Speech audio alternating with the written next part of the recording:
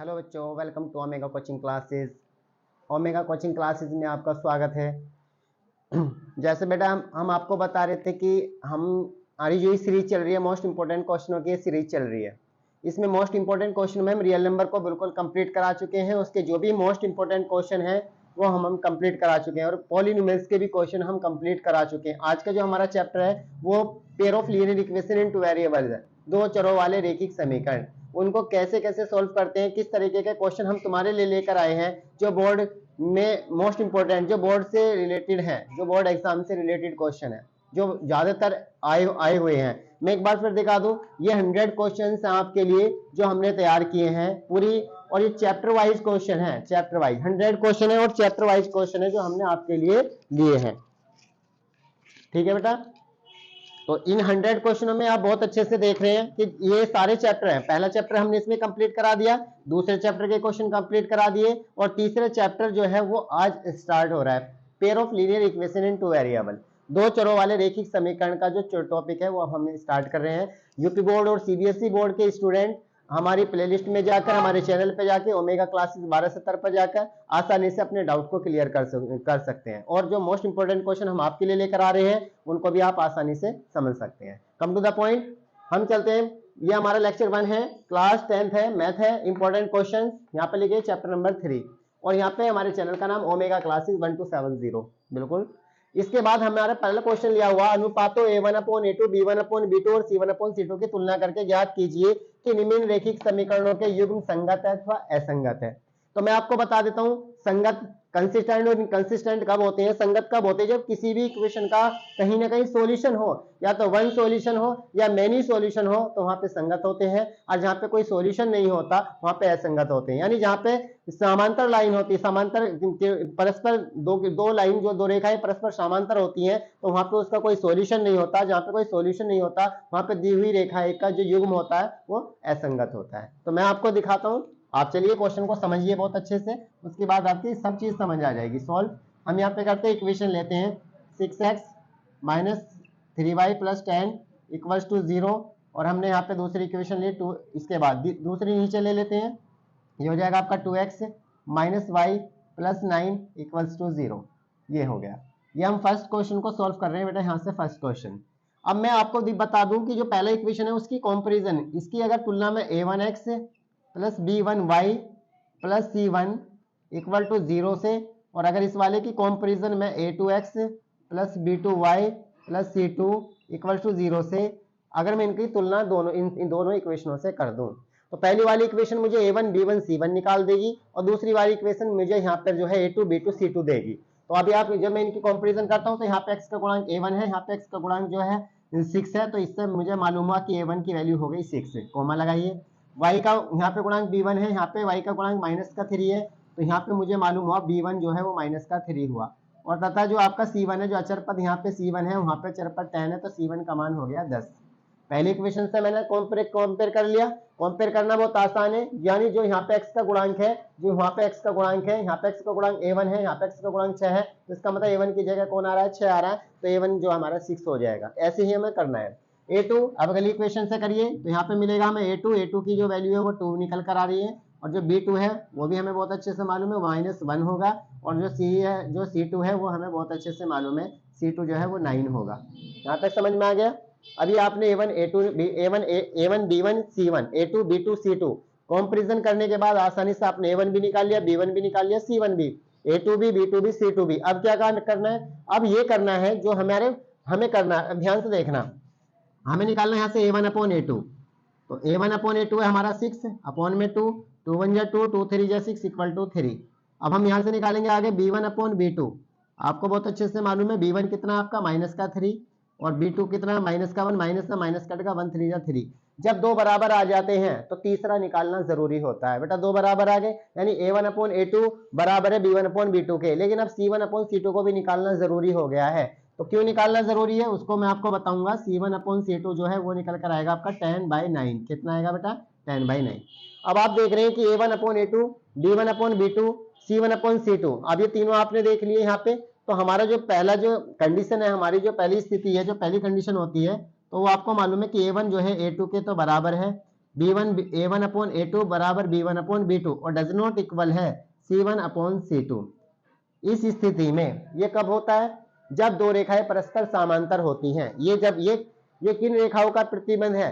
परस्पर समांतर रेखाओं का प्रतिबंध। जब दो रेखाएं परस्पर समांतर होती हैं ये तब होता है ऐसा। ये तो ये आपको पता है, इस स्थिति में दी हुई रेखाएं परस्पर समांतर होती हैं। तो हमें लिखेंगे इस स्थिति में, ध्यान से देखना बेटा, इस स्थिति में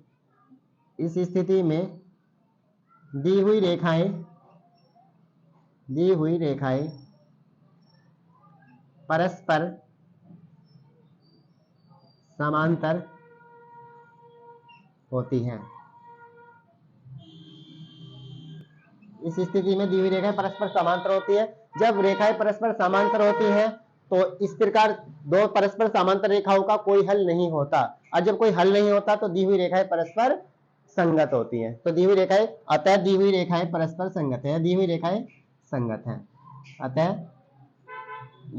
दी हुई रेखाओं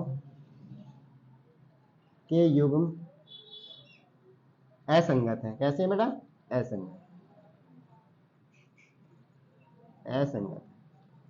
अब मैं आपको समझाऊं एक चीज और, ध्यान से एक चीज और बताऊं बेटा। यहाँ पे दो रेखाएं परस्पर प्रतिच्छेद करती हैं। अगर वो क्या प्रतिच्छेद रेखाएं हैं तो A1 upon A2 does not equal to B1 upon B2। अगर A1 upon A2 B1 upon B2 के इक्वल नहीं है तो दी हुई रेखाएं परस्पर एक बिंदु पर प्रतिच्छेद करेंगी, और वहां पे उसके कितना हल होगा? केवल और केवल एक ही हल होगा। अगर A1 अपॉन A2 बराबर है B1 अपॉन B2 बराबर है C1 अपॉन C2, तीनों ही बराबर है। A1 अपॉन A2 का मान, B1 अपॉन B2 का मान, C1 अपॉन C2 का मान तीनों ही बराबर है, तो दी हुई रेखाएं परस्पर कैसी होंगी? समपाती होंगी। कैसे होंगी? समपाती। और समपाती का मतलब एक कोइंसाइड, एक लाइन दूसरी लाइन के ऊपर होगी। और इस स्थिति में दी हुई रेखाओं के अनेक हल होंगे। कितने होंगे? अनेक हल, मैनी सॉल्यूशन होंगे। कितने होंगे बेटा? Many solution. और दी हुई रेखाएं परस्पर संगत होंगी। तो जहां पर सॉल्यूशन होगा, दी हुई रेखाओं का जहां पर भी सॉल्यूशन होगा वहां पर जो है संगत होगा, और जहां पे कोई सॉल्यूशन ही नहीं होगा वहां पे दी हुई रेखाएं असंगत होंगी। बिल्कुल, बहुत अच्छे समझ में आ गया होगा। जहां पर दी हुई रेखाओं का कोई मतलब सॉल्यूशन है, एक सॉल्यूशन है या मैनी सॉल्यूशन है, तो दी हुई रेखाएं वहां पर संगत होंगी। और अगर ऐसा नहीं हो रहा, दी हुई रेखाओं का कोई सॉल्यूशन ही नहीं है, तो वहां पर असंगत होंगी। तो अगर आपसे पूछ लगे दी हुई रेखाएं परस्पर संगत है या असंगत है, तो आप आसानी से इस तरीके से बता सकते हैं। अब इसका जो है एक पार्ट आपने कर लिया, सेकंड पार्ट भी मैं आपको बता रहा हूं। यहाँ पे आप आसानी से समझ सकते हैं। एक पार्ट को आपने देख लिया, सेकंड पार्ट में क्या है? सेकंड पार्ट को आप देखिए। बेटर है कि आप खुद भी कर सकते हैं, बट मैं आपको करा रहा हूं सेकंड पार्ट भी। तो सेकंड पार्ट क्या है बेटा, इसे ध्यान से देखिए। तो सेकंड पार्ट में अब आपको करना क्या है? सेकंड पार्ट लेते हैं अब यहाँ पे सॉल्यूशन का सेकंड पार्ट। तो हम यहाँ पे लेते हैं बेटा सॉल्यूशन डालते हैं। पार्ट नंबर अब का लिया हमने सेकंड में क्या है देखो, 5x माइनस का 4y प्लस का 8 इक्वल टू 0। दूसरा आपने लिया 7x प्लस के 6y माइनस का 9 इक्वल टू में 0। अब आपको मालूम है पहली वाली इक्वेशन, इसका कंपैरिजन करो, a1x b1y plus c1 equal to 0, और दूसरी वाली इक्वेशन है इसका कंपैरिजन करो, a2x plus b2y plus c2 equal to 0। अब आपने इन दोनों से कंपैरिजन करेंगे तो आपको यहाँ पे मिलेगा a1। क्या मिलेगा बेटा? a1। तो a1 की वैल्यू कितनी हो गई? 5। आपको मालूम हुआ b1 की वैल्यू कितनी हो गई? माइनस की 4। और आप लेंगे यहाँ पे c1, तो c1 की वैल्यू कितनी हो जाएगी? बहुत अच्छे से मालूम है 8। अब आप यहाँ पे लेंगे a2 की वैल्यू कितनी होगी? 7। आप लेंगे यहाँ b2 की वैल्यू कितनी होगी? 6। और आप लेंगे यहाँ पे c2, तो c2 की वैल्यू कितनी हो जाएगी? माइनस के 9। अब हमें सबसे पहले क्या निकालना है? ध्यान से देखिए, a1 अपॉन a2, तो a1 है हमारा 5 अपॉन में 7, कटेगा नहीं किसी से, ऐसी रहने दो। फिर लेंगे हम b1 अपॉन b2, तो b1 अपॉन b2 है आपका माइनस का 4 अपॉन में 6। आपको पता है 2 2 जा 4, 2 3 जा 6, निकल का आ गया माइनस का 2/3। अब आपके ये तो बराबर है नहीं, बराबर तो है नहीं है, और जब ये आपस में बराबर नहीं तो तीसरे निकालने की जरूरत ही नहीं है। तीसरा कब निकाला जाता है? जब स्टार्टिंग के a1 अपॉन a2 और b1 अपॉन b2 के मान बराबर आ जाते हैं, तो हमें तीसरा निकालना पड़ता है, क्योंकि वो बराबर भी हो सकता है और बराबर नहीं भी हो सकता है। तो वो डिपेंड करता है आने वाले पॉइंटों पे, आने वाली जो दो कंडीशन है उन पे डिपेंड करता है। तो अब हम यहाँ पे क्या देखते हैं? हम यहाँ पे देखते हैं कि a1 जो है वो a1 upon a2 does not equal to b1 upon b2। यानी आपने देखा कि a1/a2 b1/b2 के बराबर नहीं है। तो दी हुई रेखा परस्पर एक क्या करेंगे, प्रतिच्छेद करेंगे। कैसे करेंगे, प्रतिच्छेद। तो अब इसमें बताएंगे, इस स्थिति में आप लिख सकते हैं, इस स्थिति में दी हुई रेखाएं, इस स्थिति में दी हुई रेखाएं परस्पर एक दूसरे को प्रतिच्छेद करती हैं।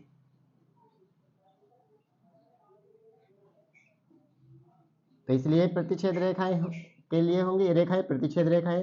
तो अब प्रतिच्छेद रेखाएं तो क्या करेंगे, एक बिंदु पर प्रतिच्छेद करती हैं। किस पे बेटा, परस्पर एक दूसरे को एक बिंदु पर प्रतिच्छेद करती हैं, एक बिंदु पर प्रतिच्छेद करती हैं या प्रतिच्छेद करती हैं। तो इसका मतलब यहाँ पे प्रतिच्छेद करती है तो एक ही बिंदु पर प्रतिच्छेद, एक सॉल्यूशन होगा। यहाँ पे कितना होगा, सॉल्यूशन। यानी जहां पे सॉल्यूशन होगा वहां पर दी हुई रेखाएं परस्पर संगत होंगी, और अगर सॉल्यूशन नहीं होगा तो दी हुई रेखाएं परस्पर संगत नहीं होंगी। तो आप यहाँ पे लिख सकते हैं, अतः दी हुई रेखाएं, दी हुई रेखाओं के युग्म परस्पर कैसी, संगत।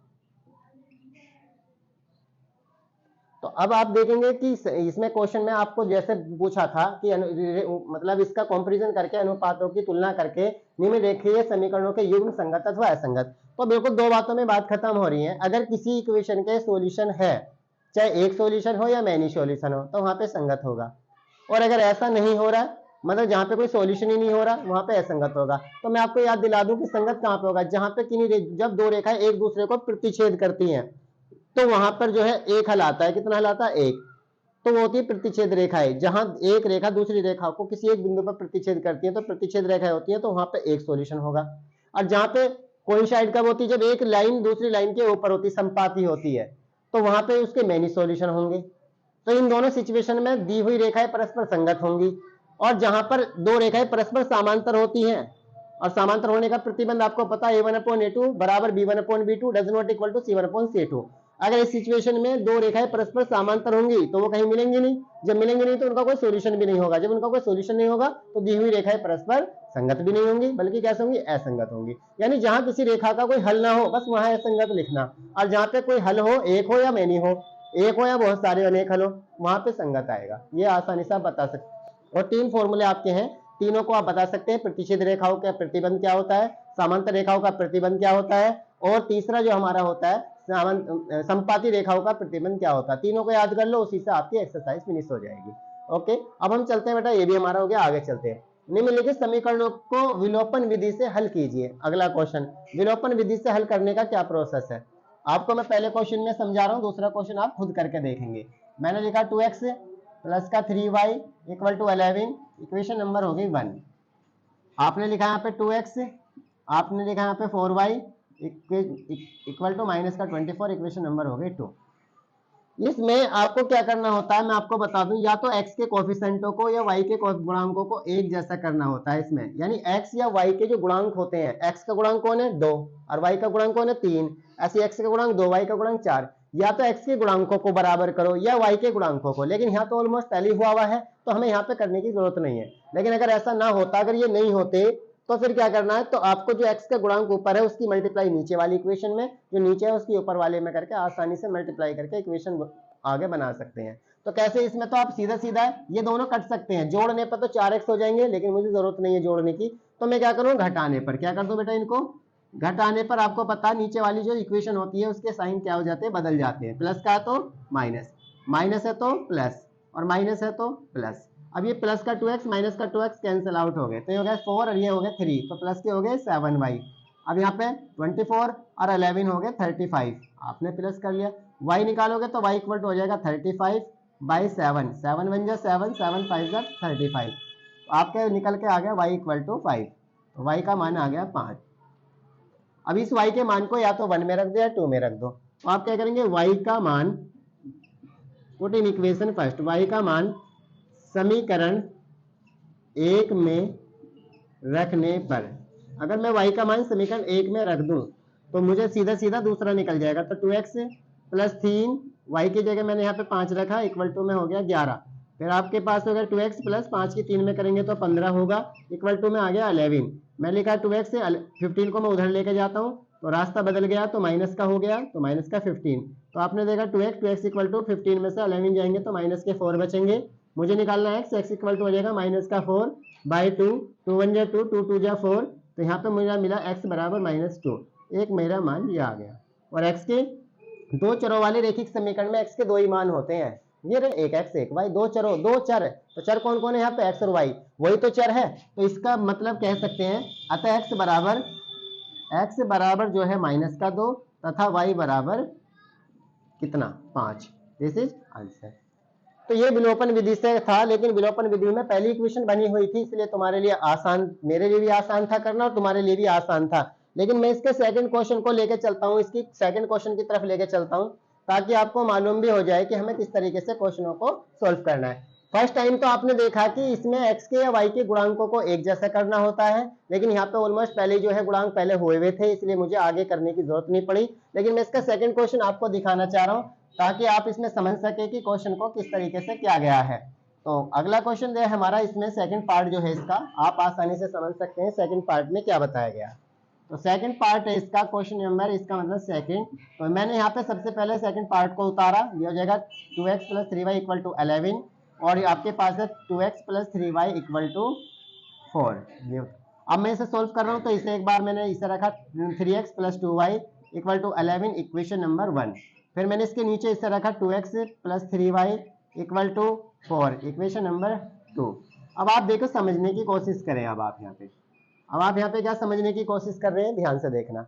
ना तो x के कोफिशिएंट ना बराबर है, ना y के कोफिशिएंट बराबर है। इससे पहले वाले क्वेश्चन में आपने देखा था कि x के कोफिशिएंट एक जैसे हो रहे थे, 2 वहां पे भी था 2 वहां पे भी था, मगर यहाँ तो कुछ ऐसा है नहीं। तो यहाँ पे x का कोफिशिएंट 3 है, यहाँ पे x का कोफिशिएंट 2 है, यहाँ पे y का कोफिशिएंट 2 है, यहाँ पे y का कोफिशिएंट 3 है, यानी इनके गुणांक आपस में बदले हुए हैं। लेकिन हमें किसी एक के गुणांक को बराबर करना है, या तो x के गुणांक को बराबर करना है या y के गुणांक को बराबर करना है। लेकिन ये हमारा विलोपन विधि, इसी का नाम विलोपन विधि होता है। या तो x के गुणांकों को बराबर कर लो या y के गुणांकों को बराबर कर लो। कैसे होंगे, अगर आप x के गुणांक बराबर करना चाहते हैं तो सीधा सीधा जो x का गुणांक नीचे है इसकी मल्टीप्लाई तो आप ऊपर करिए, और जो ऊपर है उसकी मल्टीप्लाई आप नीचे करिए। और यहाँ पे थोड़ा सा एक स्टेटमेंट लिख दिए, क्या जो आपने करा है वो थोड़ा सा लिख दीजिए। समीकरण 1 में 2 से तथा 2 में, समीकरण 2 में आपको मालूम है समीकरण 2 में किससे बेटा, 3 से। अब आपको पता कर क्या रहे हैं, भाग गुणा, तो आपको दिख रहा है उसके बीच में गुणा, तो गुणा करने पर तो आपने यहाँ पे गुणा कर दिया। मल्टीप्लाई करने के बाद आएगा 2 3 जा 6x, 2 की 2 में करोगे तो 2 2 जा 4y, 2 की 11 में करेंगे 11 2 जा 22, इक्वेशन हो गई 3। ऐसी 3 2 जा 6, इसके बाद यहाँ पे करेंगे तो 3 3 जा 9y और यहाँ हो जाएंगे 4 3 जा 12, इक्वेशन नंबर हो गई 4। अब आपके समझ में बहुत अच्छे से आ गया कि x के गुणांक ऊपर भी दोनों में एक जैसे हो गए। कैसे, 6 यहाँ पे भी हो गया 6, ये 6x बराबर हो गए। जोड़ने पे तो ये कट नहीं सकते, क्योंकि अगर मैंने जोड़ दिया तो जोड़ने पे तो 12x हो जाएंगे, जोड़ने पे 13y हो जाएंगे, जोड़ने पे ये बहुत सारा हो जाएगा 34 हो जाएंगे। लेकिन यहाँ पे क्या करना होता है, हमें जब इस तरीके को हटाना है तो हमें यहाँ पे लिखेंगे घटाने पर, यानी दूसरी समीकरण 4 में से 3 को घटा दे। कैसे, माइनस माइनस माइनस, घटाने पे नीचे वाली इक्वेशन के साइन चेंज हो जाते हैं। जो प्लस का होता है वो माइनस में हो जाता है, जो माइनस का होता है वो प्लस में। लेकिन ये तो सारे प्लस के थे तो सारे बदल के माइनस में हो गए। अब आपको मालूम है प्लस का 6x और माइनस का 6x, प्लस के 6 में से माइनस के 6 क्या हो जाएंगे, आउट हो जाएंगे, तो आप उनको कैंसिल कर लेंगे, कट गए। अब आपको मालूम है 9y में से 4 माइनस करेंगे, माइनस के 9 में से, देखो अब ये साइन ये वाला नहीं लगेगा, अब नीचे वाला साइन लगेगा माइनस, तो माइनस के 9y में से 4y माइनस करेंगे, यानी तो ये निकल कर आ जाएगा आपका 5y। आपको मालूम है माइनस 9y और प्लस के 4y, तो माइनस के 9 में से प्लस के 4 निकालेंगे तो माइनस के 5y इक्वल टू में माइनस, अब यहाँ पे 2 में से 2 जाएगा तो 0 और 2 में से 1 जाएगा तो 1, यहाँ पे हो गया -10। आपको पता है यहाँ भी माइनस है वहां भी माइनस है, तो माइनस से माइनस कट जाएगा तो 5y इक्वल टू हो जाएगा 10। आपको पता है y इक्वल टू हो जाएगा 10/5, 5 तो ये हो जाएगा आपका 5 1 जा 5, 1 मिनट। फिर अब ये हो जाएगा आपका प्लस के 10, तो y इक्वल टू हो जाएगा माइनस के 10 और पोन में 5, 5 1 जा 5, 5 2 जा 10, तो y की वैल्यू निकल कर आ गई -2। ये तो आपका आ गया y। अब जब y निकल गया तो y की वैल्यू को पुट कहाँ पे करना है, या तो 1 में या 2 में या 3 में या 4 में, बहुत सारी इक्वेशन है, तो आप किसी भी इक्वेशन में रख सकते हैं। जरूरी नहीं है कि आप कहाँ, ये आपके पास सारी इक्वेशन है, जोन सी में चाहे आप उसमें रख के निकाल सकते हैं। तो अब आप कह रहे हैं कि y का जो मान है समीकरण 1 में ही रखना है, तो y के मान को, y का मान समीकरण 1 में रखने पर, जब आप y का मान समीकरण 1 में रखेंगे तो क्या निकलेगा, अभी आपको मालूम है, तो हो जाएगा 3x + 2 इंटू y की वैल्यू -2 आ गया, ये रखा हमने, इक्वल टू में हो गया आपका 11, यहाँ पे 11 रखा। इसके बाद हो जाएगा 3x + -2 2 जा 4 इक्वल टू में 11। अब आपको मालूम है, इसे उधर लेके जाइए, साइड बदल दीजिए, जब साइड बदलोगे तो आपको मालूम है ये माइनस का उधर आके प्लस का हो जाएगा, तो हो जाएगा 3x = 11 + के 4। आपको मालूम है हो जाएगा 3x = 11 और 4 हो जाएंगे 15, और x = हो जाएगा 15/3। आपको मालूम है 3 × 1 = 3, 3 × 5 = 15, x निकल कर आपका 5 आ गया, तो ये आपका x हो गया। कितना हो गया बेटा, ये x आता है। x की जो वैल्यू होगी आप आसानी से बता सकते हैं कि x यहाँ पे 5 हो गया, तथा जो y होगा वो आपका कितना होगा, -2 होगा। This is answer. तो आसानी से आपने इसको विलोपन, तो आज की हमने वीडियो में क्या देखा बेटा, आज की वीडियो में हमने देखा कि किस तरीके से किसी भी इक्वेशनों को संगत और असंगत बताते हैं। तो मैंने आपको बता दिया, जब किन्हीं दो रेखाओं का कोई सॉल्यूशन निकलता है, कोई सॉल्यूशन होता है, तो दी हुई रेखाएं परस्पर संगत होती हैं, और अगर कोई सॉल्यूशन नहीं होता तो दी हुई रेखाएं परस्पर संगत नहीं होती, असंगत होती हैं। तो सॉल्यूशन कहाँ होता है, जब दो रेखाएं एक दूसरे को प्रतिच्छेद करती है, तो वहां पे एक सॉल्यूशन होगा, तो इसका मतलब दी हुई रेखाएं परस्पर संगत होंगी। जहां पे दो रेखाएं एक दूसरे को कोइंसाइड करती है, यानी संपाती होती है, जब दी हुई रेखाएं परस्पर संपाती होती है, तो इसका मतलब है वहां पर उसके मेनी सॉल्यूशन होंगे, तो दी हुई रेखा वहां पर भी संगत होंगी। लेकिन जब दो रेखाएं परस्पर समांतर होती हैं, तो वहां पर तो उसका कोई सॉल्यूशन ही नहीं होगा, तो दी हुई रेखाएं वहां पर असंगत होती हैं। इन तीनों पॉइंटों पे आप ध्यान करके आसानी से क्वेश्चन कर सकते हैं, बिल्कुल सिंपल है। आगे की वीडियो में हमारे वर्ड प्रॉब्लम क्वेश्चन आने वाले हैं, आप हमारी आगे वाली वीडियो को भी देखें। अगर आप pair of linear equation into variable को अच्छे से करना चाहते हैं, दो चरों वाले रैखिक समीकरण चैप्टर नंबर 3 को आप अपना स्ट्रॉन्ग बनाना चाहते हैं, तो आने वाली वीडियो हमारी वर्ड प्रॉब्लम से रिलेटेड क्वेश्चनों पर होंगी। आप उन वीडियो पर कंटिन्यू बने रहें और हमारी वीडियो का फायदा लेते रहें, और अपनी परसेंटेज को इंक्रीज करते रहें, बढ़ाते रहें। ओके।